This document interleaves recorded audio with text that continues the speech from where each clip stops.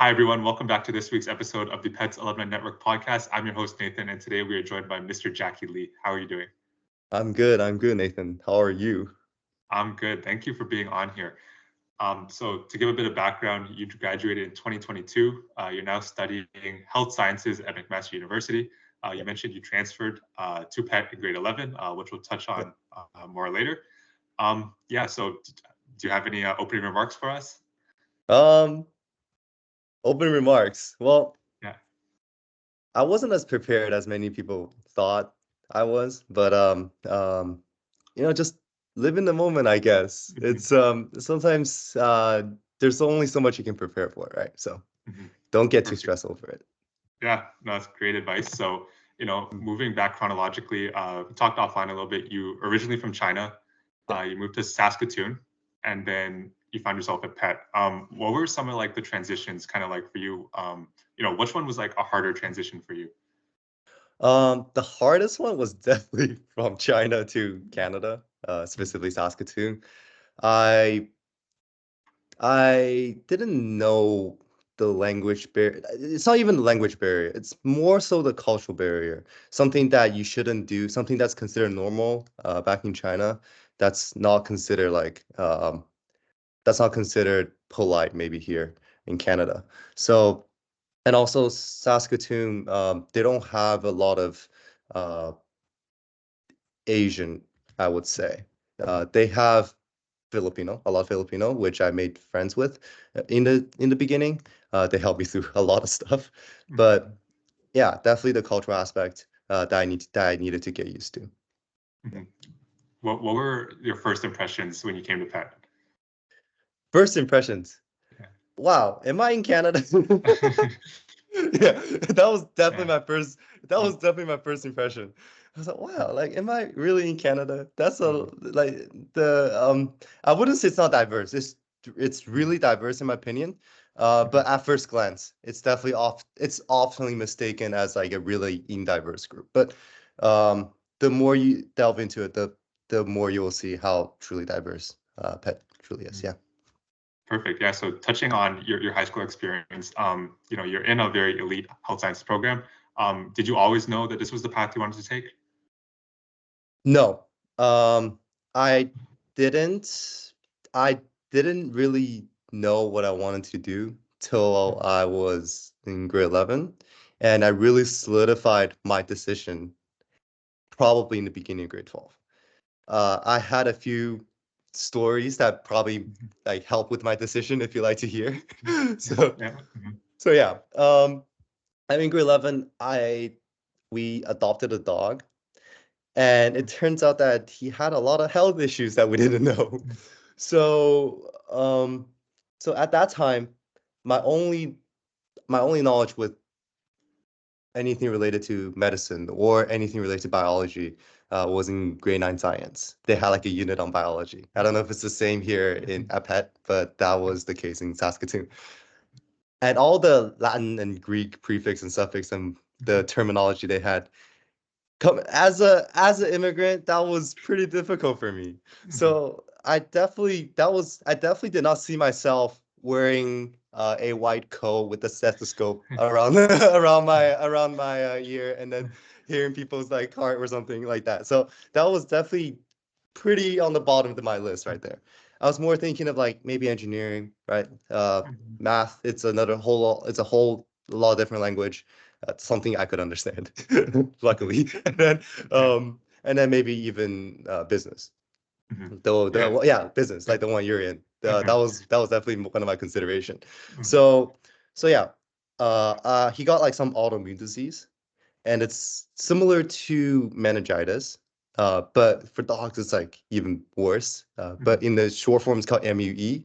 So yeah, he got that, and there wasn't a lot of research on that, especially just from Google search. You really have to go to those journals to find out the most like up-to-date research. So I did that in hopes I could like raise and take care of my dog better in the future. And it turns out that if I really try, it wasn't as hard. And that really applied to a lot of the things that that kind of verified a lot of things that when I first came to Canada, that I realized that if I really just try my best, sometimes sometimes things will turn out great. So Mhm. that was definitely like a major turning point for me to go into medicine. And it felt really rewarding knowing that the effort has been paid off from all that research, stuff Mhm. like that. Grade 12, got introduced to a lot of programs. Namely the Western Med Sci, Health Sci, and then the Mac Health Sci and University of Toronto Life Sci. So yeah. Mhm. Yeah. So I like your story. There's like a real like close to heart reason for joining medicine, not necessarily just the money aspect or things like that. No. Yeah. So you touched on other programs. When it came down to it, how did you make your decision as to what school you want to go to? Um, I'm going to first rank the programs that I Mhm. apply to, and then I will also rank, and I will kind of give like a reason why. So I ranked Mac Health as my top choice. I'm still very lucky that I got in. I still feel really lucky, yeah. Second choice is Queen's Health, and third is Health at Western, and then Med Sci at Western, and the last was Life Sci at U of T. Yeah, I guess I'll go with the first one. Mac Health, very reputable. Heard about it from literally everyone. And I did a little research about it myself. Typically, the med school acceptance rate in Canada is around 6%. Health 60%. So the numbers right there. And then second, it's Queen's Health. Not too much data from that program because it's really new. When I applied in 2022, um, that's literally the first year that's literally the first graduation year for that program. So not a lot of research on that, but from um, from what people are saying, it's comparable to Mac Health. Third option, Western Health. Uh, Still very good. I think Western has a really good reputation with science-related subjects and obviously business-related subjects as as you as you're in like the Ivies, right? So it's very reputable. It's got a very diverse student group there, very diverse culture, very nice campus in my opinion. Although I did hear a lot of comments that people might disagree with that. And yeah, overall it's really well rounded, I would say. U of T is definitely just a troll for me that I applied. It's because my sister, she's 6 years older than me. She applied to U of T. She went to U of T. And the way she struggled throughout the 6 years she was there definitely spooked me a lot. So I applied just to get that nice acceptance letter that they give out at U of T. They don't give out anywhere else at like in other universities. It just looked really nice. So I just wanted that. Yeah, Yeah. yeah. So you mentioned all like these different courses like health sci, med sci, life sci. For someone who is not familiar with the science background, can you kind of like distinguish between those three? Like, what are the differences between those programs? hmm Um, Life sci is definitely more science-based in my opinion. Um, so they touch a lot more on, and also depending on what specialization you go in, right? It's a rabbit hole that I don't think this meeting would have enough time for me to dive into. But yeah, it's more science-based in my opinion. You have more subjects on biochemistry and science-related stuff. So yeah. For health sci, it's a mix between um I will talk about Mac health sci specifically since that's what I'm most familiar with. It's more of an interdisciplinary inquiry-based course that has a mix between science and health policy. Also, like epidemiology and statistics as part of the, I guess, math course that they have. So it's definitely more well-rounded and more holistically approached program. So yeah. Okay, no, that's super interesting. You know, like I said, I don't know any of that. To me, they all sound the same. But like to me, they all just sound like medical programs, but I know that's not necessarily true. Yeah, so for the kids that want to go into such a prestigious program, what advice do you have, you know, when it came to your application to get you into this program? Like I said, I did mention that shouldn't get too stressed over everything, right? But truth be told, the more you're prepared, the higher the chance that you will get in. Yeah, I mean, I've seen people that are like really more prepared than I am that still didn't get in. But statistically speaking, I would say they would have a higher chance of getting in. Maybe I was just in that smaller percentage that just happened to be getting the offers. So yeah. Obviously, grade does matter. That's your hard. That's what they look at. That's what they look at. Yeah, that's what they look at with the highest priority, I would say. And then the supplementary application, which they always give out in the beginning of September, and you will have around 4 months, no, 5 months, almost 5 months to prepare for it, just for 2 questions, each worth about 150 words. No, 200 something words. It's like 1,500 characters.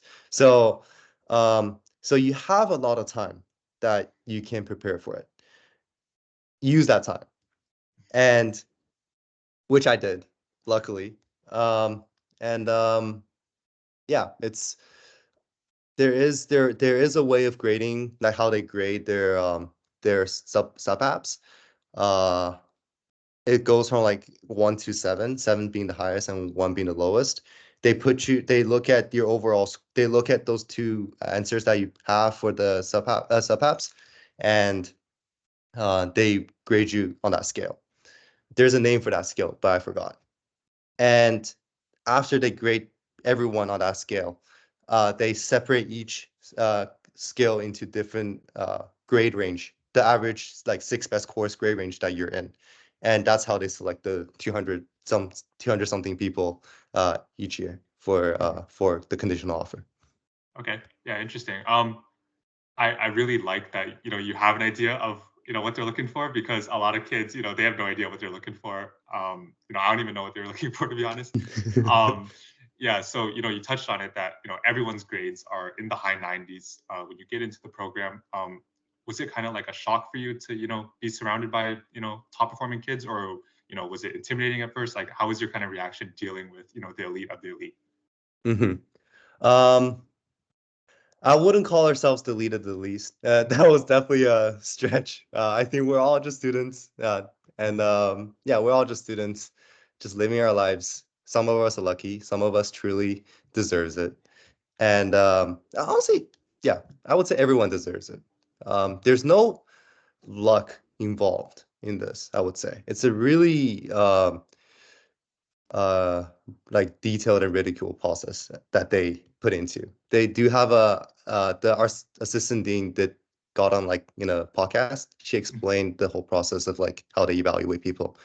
And the more you realize, yeah, the more you get into the details of that, the more you will realize uh how it is truly not that luck based.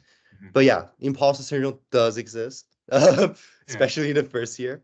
Um, yeah, what imposter syndrome is like you feel like everyone is on like another like it's like definitely a notch higher than you, right? And you don't even know how you get into that program. That feeling was definitely there for a lot of us, if not everyone, for a little bit, to some certain extent in grade 1, and not grade 1 in year 1, and yeah, it's definitely something that you just have to mentally get that over with. It's not a healthy mindset, in my opinion, to have. Um, it's not a healthy mindset to have. It's definitely but then you just start to compare yourself with others, and you look at your shortcomings and their and compared to what they're good at, which is even less healthy. And that does create a toxic environment that this program is trying to avoid throughout those years. So yeah, definitely the mentality, I would say. And there's not truly much you can I can give advice to one's mentality other than just get just to get through it with that. So yeah. Mhm. Right. I saw this one quote where it was like, you're comparing your inside and how you feel versus someone's outside, which isn't necessarily the most fair comparison to yourself. Yeah, I think you really touched on it's important to, have that mindset shift. And, I know it's easier said than done, but, to realize that everyone goes through things and, at the end of the day, like you said, they're just students. They're just people at the end of the day. Yeah, so you touched on all the reputation aspects. People around you are very high achieving, things like that. If you could pitch the health sci program to someone who wants to go, or someone that you want to try to convince to go, how would you summarize it to them? Just don't be afraid. Just give it a shot. That's exactly what I did. I don't get too hung over it if it didn't end up working out. There's so many paths that you can take to get to the end goal that you want to have, right? And that's honestly the essence of how House I was created. Our assistant dean was a med school reject. She always talks about it. She's a med school reject. She was devastated. And then she decided to create this program. To put it shortly, she decided to create this program to help other students um, uh, to maximize their success, to get into med school and perform well in med schools. So yeah, it might not work out, but like in the moment, but maybe with the benefit of hindsight in the later years, you will appreciate the other opportunities that you ended up choosing. So definitely don't get too hung up over it. And on a more practical note, I know a lot of people. Sorry, I know a lot of people that got into this program with low 90s. Matter of fact, my girlfriend, whom I met in the program, she got in with 91. Mm-hmm. Now that said, she must have really done well with the sub app, but it's not what people are saying on the internet that you have to have a high 90s to get in. I know a lot of people that got in with like the low 90s. So yeah.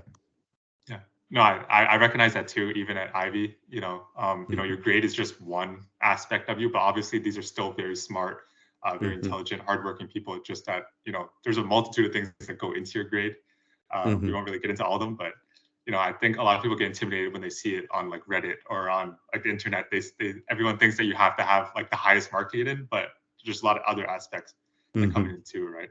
Like your experiences, what you write about. What have been some of your favorite courses so far? I definitely love anatomy. That was the bread and butter and the whole reason why I was interested in medicine.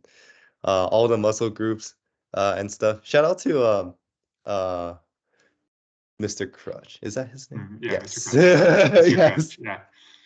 Shout out to him. He prepped me pretty well for that, especially the bone structural landmarks and all that. I didn't need to study that whole unit whole lot, and then I got through that pretty decently well. So yeah, all the muscle groups and physiology, human anatomy, stuff like that. Also dissection. That's something I really enjoyed. Just to be able to learn so much with the hands-on stuff. Yeah. One more is the epidemiology. That even though I kind of trolled on my my first midterm, but it's definitely something I was interested in as well. A matter of fact, actually, no, I'm not allowed to discuss my sub app. So I will not discuss that.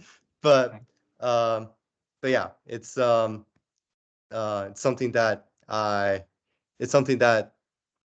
I had I was passionate about because it's something involving a bit of calculation, a bit of terminologies that you don't typically see elsewhere. So it's definitely like a really, I want to say niche. That might get people offended, but definitely something really special. Yeah.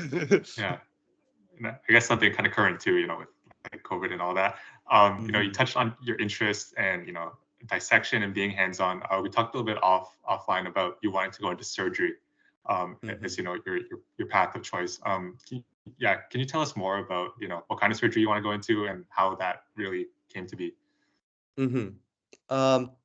I'm currently thinking of going to cardiothoracic surgery. That is also, yeah, that's because a lot of my family members, they had congenital heart disease defects. I was not heart defects, and that has plagued them definitely later on in their life. So a lot of elderlies and stuff like that. I obviously don't want that happen to me, but more importantly, I hope that by the time I graduate and have developed enough skills, also networks, I will be able to provide for my family as much as possible. And after all, health is what's the most important. And yeah, um, a little bit of I guess like a story that truly inspired me and truly kind of set my goal to getting to have to commit to uh, cardiothoracic is my grandma, my maternal grandma. She, like I said, she had congenital heart disease, and she ended up passing away because of that, causing other complications when I just got into this program. So, so I connected with the attending doctor that treated for my grandma, and I was truly inspired by um, the a lot of things that he values uh himself, and also the patient value that he has. So yeah, um that's one of the major reasons why I'm committing to it. Yeah, like I said before, very direct story that what got you into it, other than like money. Sorry, I know that a lot of like doctors, I ask them why they're like money, but it's really like heart touching that you have a close to heart reason, and we wish you the best of luck with getting to where you are and changing lives for people. Thank you. So wrapping up, other than your professional career, do you have any other aspirations that you're hoping to get to? um the whole the whole I mean, yeah, I'm in health side, right? And I've sometimes often neglected in healthcare is the health of yourself. So that's something I realized as well. Played I mean, I enjoy a lot of sport recreationally, like basketball. Yeah, mainly just basketball, honestly. um, back in high school and elementary school, and that kind of got thrown away in university. So I definitely recommend people to have a more well-rounded like work and life balance. Sometimes, yeah, it is like easier said than done, but truly just finding time to get that physical and mental aspect checked out as well, right? I um I had a bike that I decided to have a bike so I can commute back and forth from where I live near the university on campus. So yeah, I mean, that's a lot of story. It got stolen by some people. So that's not good. But I'm not gonna sidetrack here.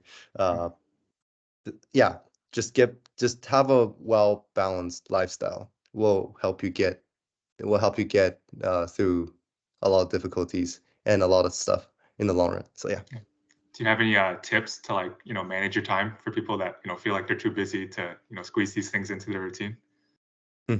I like to think of myself as pretty practical. Just have a calendar, man. Just have a calendar. Like, Okay. if you have something, even if it's like something that you think you'll remember, still write it down. It won't take that long. Literally, just, uh, I mean, if everyone has, if you have an iPhone, right, the calendar is literally built in. You just drag a new event in, type it in, done. And and it's really visual for one to see, okay, I have a time, I have a space opening between that and that time. Let's play some gossip. Let's play some basketball, right? Yeah. Okay, and or go to the gym and work out. So yeah, it's definitely um you can definitely squeeze in time if you look for it. If you look for it. So yeah. Yeah. One of the last questions I ask everyone on the podcast is if they have a song recommendation. Song recommendation. Yeah. 21 Savage just came out. I've been listening Yeah. to that. Yeah. So I'm just gonna shout out to 21 Savage. So yeah, I've been listening to that. Pretty nice. Listen to all of his songs. Yeah. It's really dope. Yeah, I agree. And then one of our final questions is, do you have any travel destinations that you'd like to go to? I've been missing the beaches, man. Maybe Cancun. It's Cancun? closest to here. So Yeah. yeah. And it's from what I heard, if you're lucky and you look for it early, you will get some pretty nice deals. So Yeah. I didn't do that. That's why Yeah. I'm here this reading week. Yeah. But yeah, Yeah. Cancun. Cancun's always a Cancun. good spot. Yeah. Mhm. Okay. Final question for you. If you could Yep. nominate other pet grads to be on this podcast, who would you nominate?